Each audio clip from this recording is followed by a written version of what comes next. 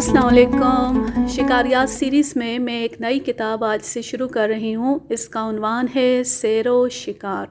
इसके मुसन्निफ़ हैं ख़ान बहादुर Hakimuddin, forest officer, UP, India. ये किताब पहली दफ़ा सन 1952 में शाया हुई थी, लेकिन उस वक्त की उर्दू के हिसाब से इसमें काफ़ी मतरूक अल्फाज थे, जिन्हें एडिट करके राशिद अशरफ ने इसे दोबारा शाया किया है। इसमें शुरू के अब्वाब में मुसन्निफ़ की ज़िंदगी के कुछ इब्तदाई दौर के वाक़यात हैं। इसके बाद फिर जैसे ही उन्होंने शिकार करना शुरू किया तो तरतीब से उनकी ज़िंदगी के तमाम शिकारियात के वाक़यात दिए गए हैं। उम्मीद है कि आपको पसंद आएंगे। पहले बाब का उन्वान है मेरी जाए पैदाइश और बचपन के वाक़यात।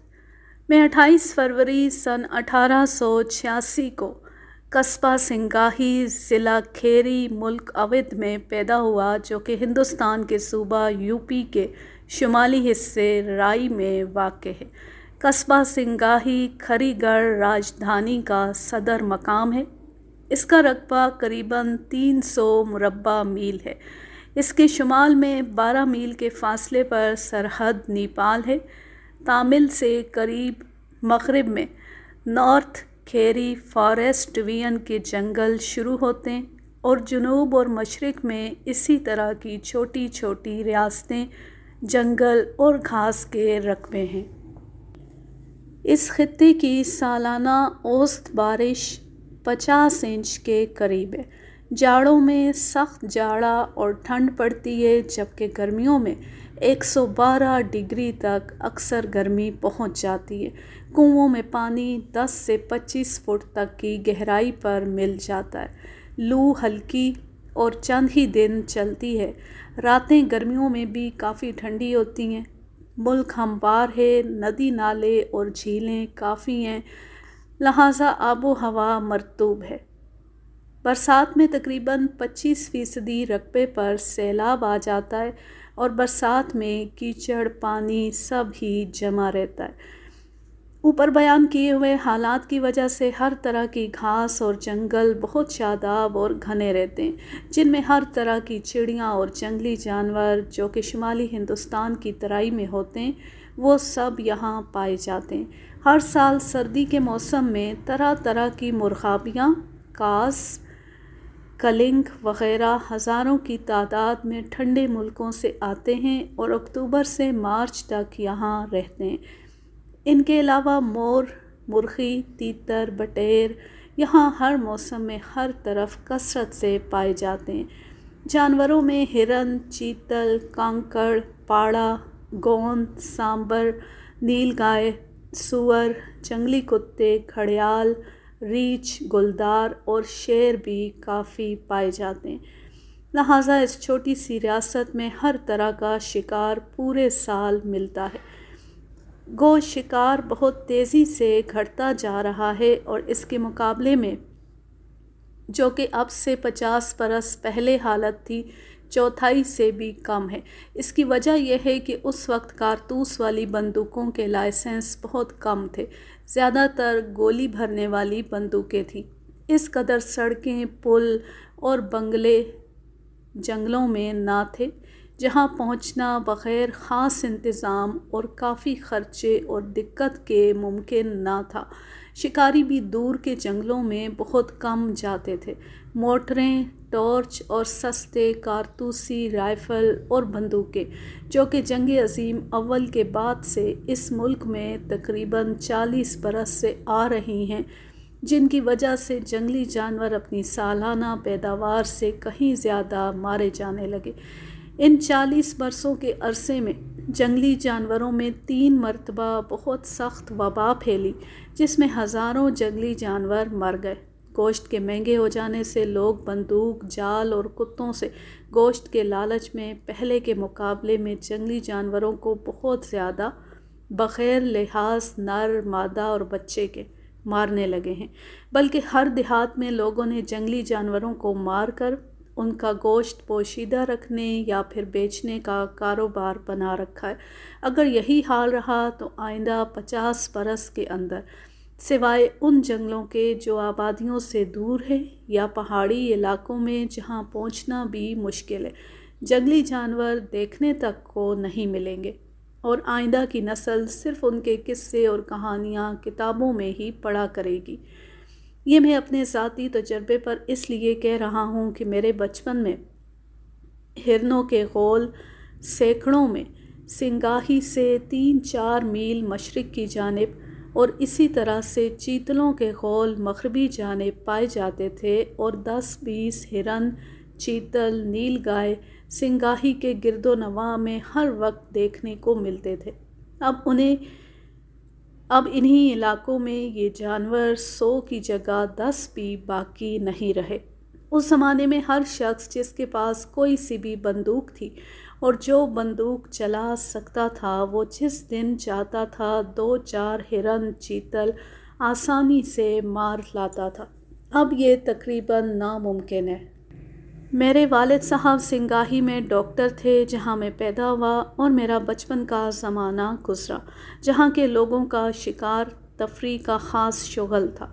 اس وقت اس ریاست میں تقریباً 1 درجن ہاتھی تھے، اور اتنی گھوڑے اور بیل تانگے تھے جن کو یہاں ادھا کہتے ہیں، جبکہ راجا سے لے کر معمولی آدمی تک جس کے پاس بندوق تھی یا جس کو آسانی سے مل جاتی تھی، شکار کا شوقین تھا۔ میں اپنے بچپن میں روزمرہ لوگوں کو دیکھتا تھا کہ طرح طرح کے پرندے اور جانور مار کر لاتے تھے اور ان کے قصے بیان کیا کرتے تھے، جنہیں دیکھ اور سن کر مجھے شکار سے دلچسپی پیدا ہونا شروع ہوئی۔ جب میں سنگاہی کے اسکول میں پڑھتا تھا، سب سے پہلے میں نے اپنے ہم عمر ساتھیوں سے تیر کمان کا استعمال سیکھا۔ اس کے بعد غلیل کا استعمال سیکھا، جس میں بجائے تیر کمان سے مٹی کی گولی کو نشانے پر کافی زور سے مارتے ہیں۔ اس میں مجھے ٹھاکر سرجی سنگھ نے کافی مشق کرا دی، جو کہ میرے والد صاحب کا چپڑاسی تھا، اور میں بھی چھوٹے چھوٹے پرندے مار کر بہت خوش ہونے لگا۔ اب شوق اور بڑھنے لگا۔ میرے والد صاحب کے پاس ایک نالی بندوق تھی، مگر وہ شکار کے شوقین نہ تھے۔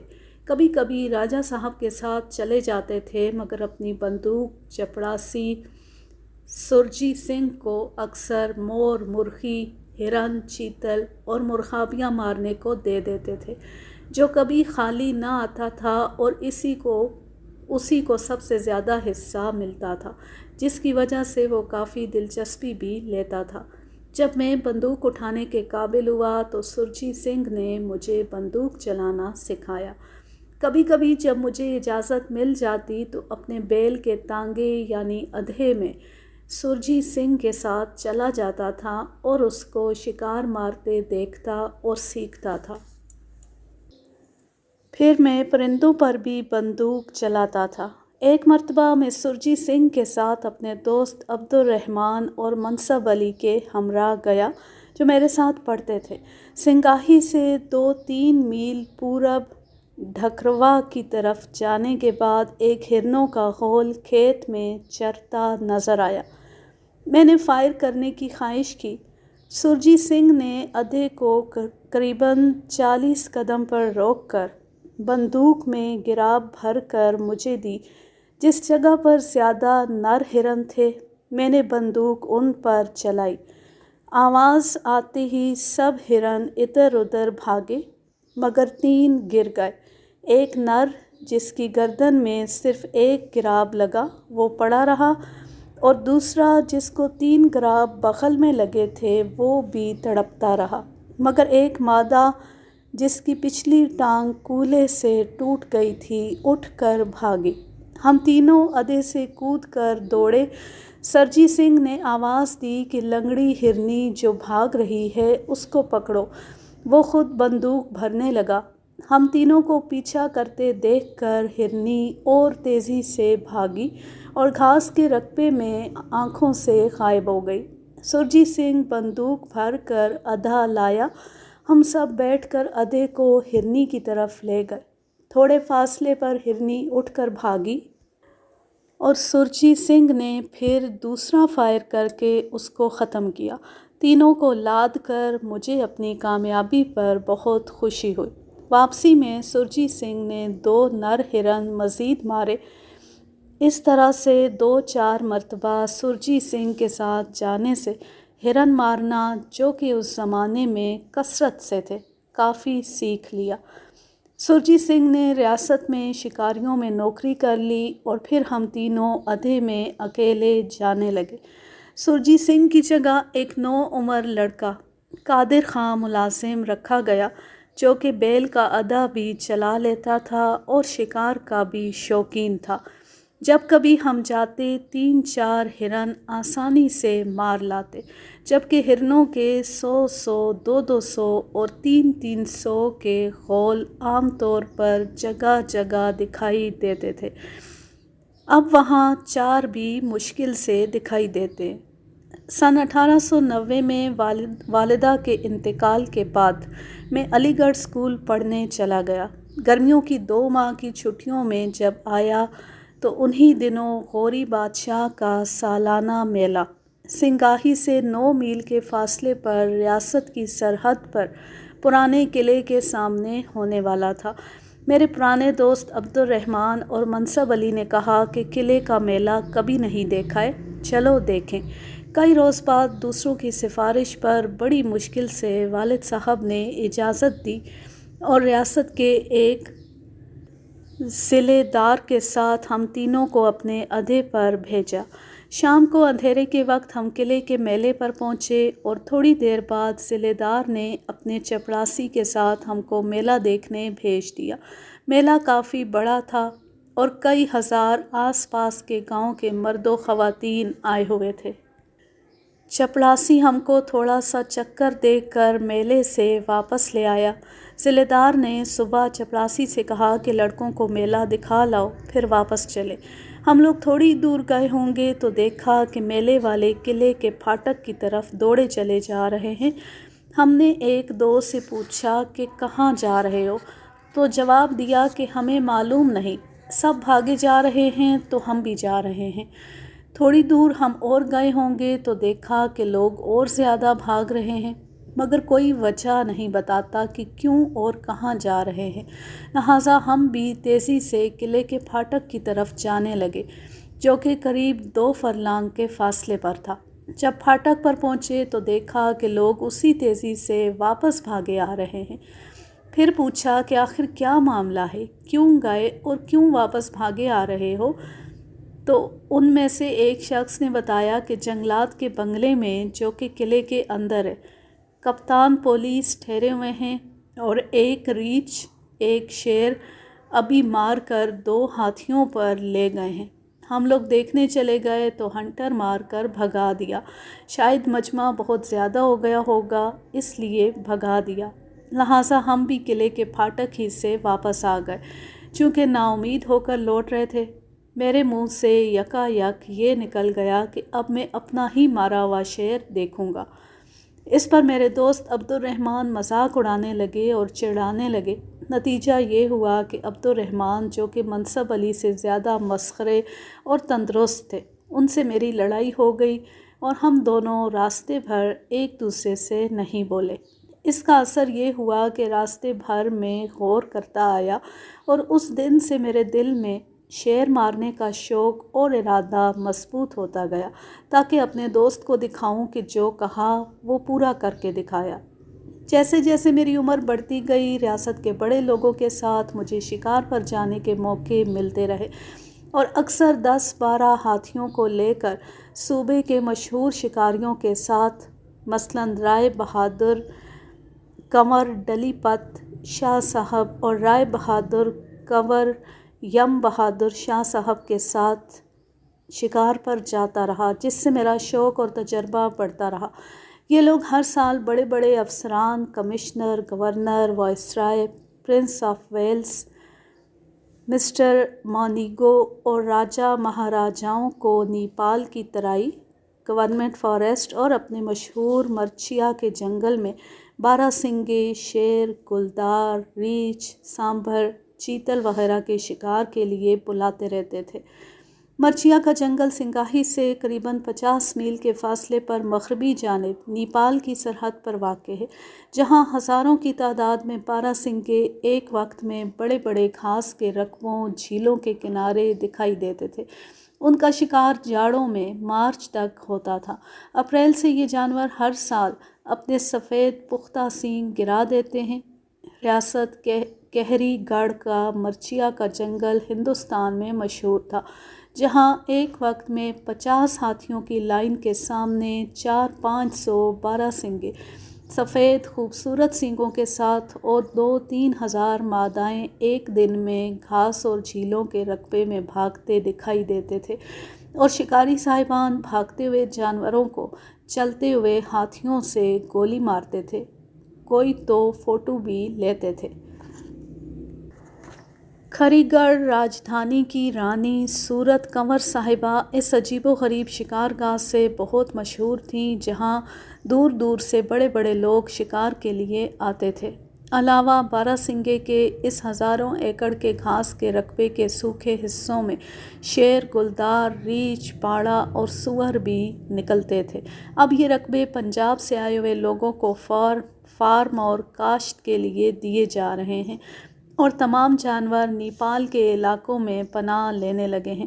جب میں اسکول کی چھٹیوں میں آتا تھا، میرا زیادہ تر وقت طرح طرح کے شکار میں گزرتا تھا، جس سے مجھ کو نوعمری ہی میں بہت زیادہ شکار کا تجربہ ہوتا گیا۔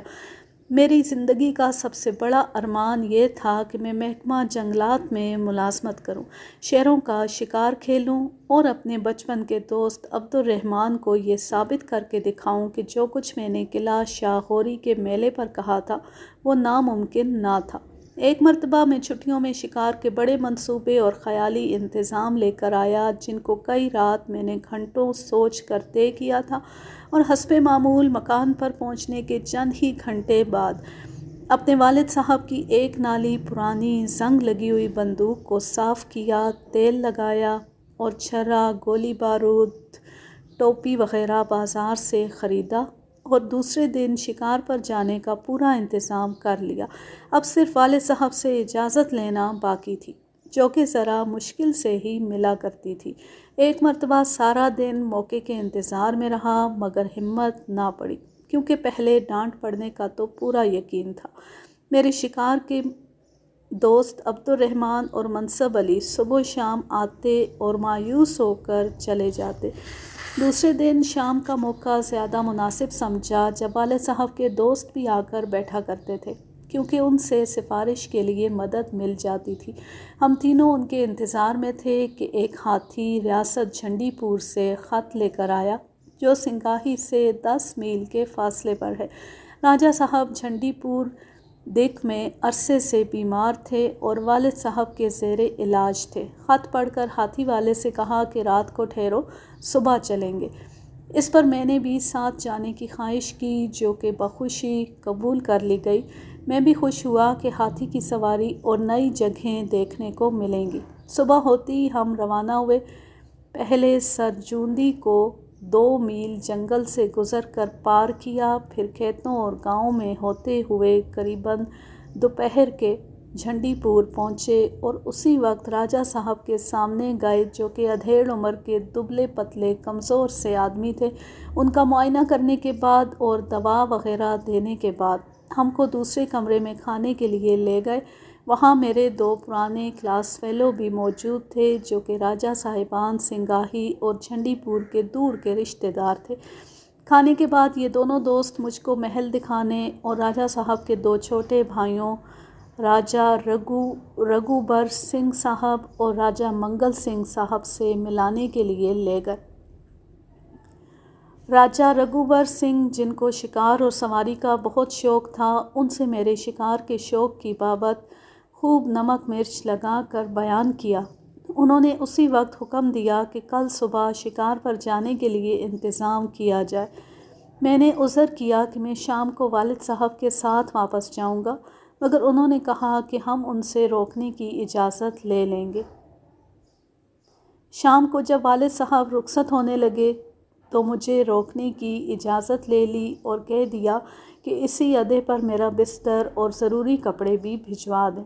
میں دل ہی دل میں بہت خوش ہوا کیونکہ شکار سیر و تفریح سے مجھے خاص دلچسپی تھی۔ شام سے آدھی رات تک بڑے لطف سے ناچ گانے اور بھانڈوں کے ڈرامے میں گزری اور رات کا کھانا 1 بجے کھایا۔ یہ میرا پہلا موقع تھا رئیسوں کی رات کی محفل دیکھنے کا۔